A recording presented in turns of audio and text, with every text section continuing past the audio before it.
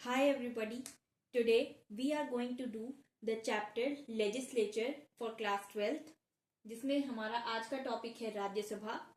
जो पिछला टॉपिक था लोकसभा का और लेजिस्लेचर का इंट्रोडक्शन एंड यूनिकैमरल बाईकैमरल, ये सब मैंने पहले पिछले वीडियो में डिस्कशन किया है, for which you can check the link in the description. Now talking about Rajya Sabha, तो ये इंडियन पार्लियामेंट का अपर हाउस है जिसे काउंसिल ऑफ स्टेट्स भी कहते हैं।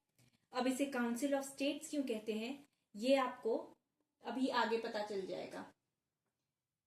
फर्स्ट इसका जो पहले फीचर्स जान लेते हैं। फीचर्स से ही आपको पता चल जाएगा कि राज्यसभा में 250 मेंबर्स होते हैं, जिसमें से 238 स्टेट से इलेक्ट होते हैं और जो 12 मेंबर्स होते हैं उन्हें प्रेसिडेंट नॉमिनेट करते हैं।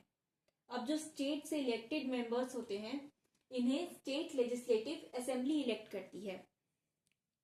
अब स्टेट लेजिस्लेटिव असेंबली, अब ये है कि स्टेट्स का one more thing you should keep in mind is states को यहाँ इक्वल रिप्रेजेंटेशन नहीं दिया जाता।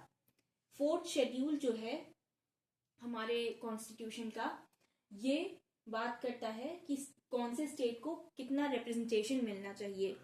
अब ये नहीं है कि अगर एक स्टेट से 5 सीट्स हैं राज्यसभा की तो दूसरे स्टेट से भी 5 हो, दिस इज नॉट इम्पोर्टेंट, ये जरूरी नहीं है। तो किस बेसिस पर सीट एलोकेट की जाती है, क्यों ज्यादा कम क्यों होता है, इसका रीजन है पॉपुलेशन। जिस स्टेट की पॉपुलेशन ज्यादा होगी उसमें ज्यादा रिप्रेजेंटेशन रहेगा, उस स्टेट को ज्यादा रिप्रेजेंटेशन दिया जाएगा, और जिस स्टेट की कम होगी उसे कम दिया जाएगा।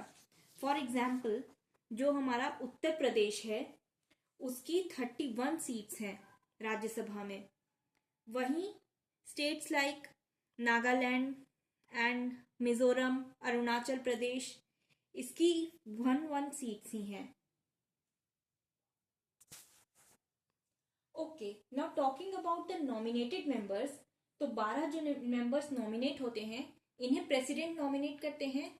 और इसका बेसिस क्या होता है, किस बेसिस पर नॉमिनेट किया जाता है, तो वो है कि जिस किसी ने भी आर्ट, लिटरेचर, साइंस या सोशल सर्विस में एक्सेल किया हो, इन चारों फील्ड्स में से किसी भी एक फील्ड में एक्सेल किया हो, कुछ बड़ा किया हो, उसे प्रेसिडेंट नॉमिनेट करते हैं अपनी चॉइस से।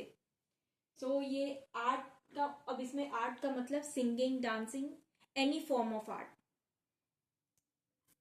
या लिटरेचर में कुछ अच्छा लिखा हो, या साइंस में कोई बड़ा एक्सपेरिमेंट किया हो, कुछ बड़ी डिस्कवरी करी हो, या सोशल सर्विस में साइंस में कोई कंट्रीब्यूशन, सोशल सर्विस में कोई कंट्रीब्यूशन, सोसाइटी को कुछ किया, सोसाइटी के लिए कुछ किया हो, ऐसे लोगों को राज्यसभा में सीट दी जाती है। Now talking about the method of election, तो मैंने पहले भी कह दिया कि स्टेट लेजिस्लेटिव असेंबली इलेक्ट करती है राज्यसभा के मेंबर्स को। अब किस बेसिस पर, क्या इनका मेथड क्या होता है, इनडायरेक्ट इलेक्शंस होते हैं थ्रू प्रोपोर्शनल रिप्रेजेंटेशन। और प्रोपोर्शनल रिप्रेजेंटेशन पर मैं ऑलरेडी एक वीडियो बना चुकी हूँ, which you can check it out. I will provide the link in the description. Now talking about the qualifications of the members of Rajya Sabha. तो राज्यसभा के members के क्वालिफिकेशन क्या क्या होने चाहिए, तो इंडिया का सिटीजन होना चाहिए, that person should be an Indian citizen and जो मिनिमम एज होनी चाहिए उसकी, दैट इज 30 years,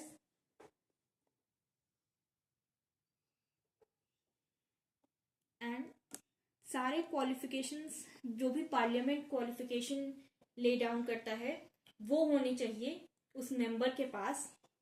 प्लस कोई भी गवर्नमेंट ऑफिस होल्ड नहीं करना चाहिए, he should not be holding a post in government. कोई भी सरकारी जो नौकरी होती है, सरकारी जॉब, वो नहीं होनी चाहिए। And he should not be insane और बैंकरप्ट, मतलब साउंड माइंड का होना चाहिए एंड बैंकरप्ट नहीं। एंड कोई भी पार्लियामेंट के लॉ के under he should not be disqualified. कुछ भी ऐसा इंसिडेंट हुआ हो जिससे कि वो डिस्क्वालीफाई हुआ हो, ये नहीं होना चाहिए। Okay, now talking about the tenure of Rajya Sabha. So Rajya Sabha का कोई फिक्स टेन्योर नहीं होता। मतलब जैसे लोकसभा का होता है कि 5 साल, हर 5 साल में लोकसभा चेंज होती रहती है, लोकसभा के मेंबर्स चेंज होते रहते हैं, पूरी लोकसभा डिसॉल्व भी हो सकती है। In case of a no confidence motion Lok Sabha dissolve भी हो सकती है, but this is not the case with Rajya Sabha. Rajya Sabha एक क्वासी परमानेंट हाउस है, मतलब which never gets dissolved, which never gets dissolved, पूरी तरह से वो चेंज नहीं होता, बट उसके मेंबर्स चेंज होते हैं। मेंबर्स हर 1/3 मेंबर, राज्यसभा का हर 1/3 member every 2 years, after every 2 years retire होता है। और जो एक मेंबर का जो टेन्योर होता है, the tenure of each member is 6 years. तो 6 साल में, हर 6 साल बाद मेंबर्स मतलब सीट वेकेंट हो जाती है राज्यसभा के मेंबर्स की। Now talking about sessions. जो सेशंस होते हैं राज्यसभा के, वो बुलाते हैं प्रेसिडेंट। जो हर साल 2 सेशंस बुलाना कंपलसरी है। मतलब हर 6 महीने के गैप में सेशन बुलाना कंपलसरी है। अब इसमें कुछ एक्सेप्शनल केसेस भी होते हैं जब एक स्पेशल सेशन बुलाया जाए। कुछ ऐसे केसेस भी होते हैं जैसे अगर लोकसभा डिसॉल्व होने वाली हो या हो रही हो, तो इमरजेंसी डिक्लेरेशन करना हो स्टेट में, या किसी भी स्टेट में प्रेसिडेंट रूल लाना हो तो। नेक्स्ट है टॉकिंग अबाउट द क्वोरम। किसी भी मीटिंग, राज्यसभा की किसी भी मीटिंग में ये कितने मेंबर्स का होना कंपलसरी है, तभी मीटिंग स्टार्ट होगी। So it is 1/10 members. मतलब 250 अगर मेंबर्स हैं राज्यसभा में, तो उसका 1/10 मतलब 25 मेंबर्स का होना कंपलसरी है for a meeting to begin, for a meeting to be held. Now जो मेंबर्स को कई सारे प्रिविलेजेस भी मिलते हैं इन मेंबर्स को। जैसे किसी भी सिविल ऑफेंस के लिए, किसी भी राज्यसभा का सेशन हुआ उसके बीच में या 40 दिन आगे पीछे में, आगे या पहले या बाद में, कोई भी मेंबर अरेस्ट नहीं किया जा सकता फॉर एनी सिविल ऑफेंस। और कई सारे प्रिविलेजेस भी मिलते हैं, और भी कई सारे प्रिविलेजेस मिलते हैं। जैसे हाउस में उन्होंने कुछ कह दिया तो no action can be taken against them. Now talking about the chairman. कौन होता है राज्यसभा का चेयरमैन? तो राज्यसभा के चेयरमैन जो होते हैं वो होते हैं वाइस प्रेसिडेंट ऑफ इंडिया।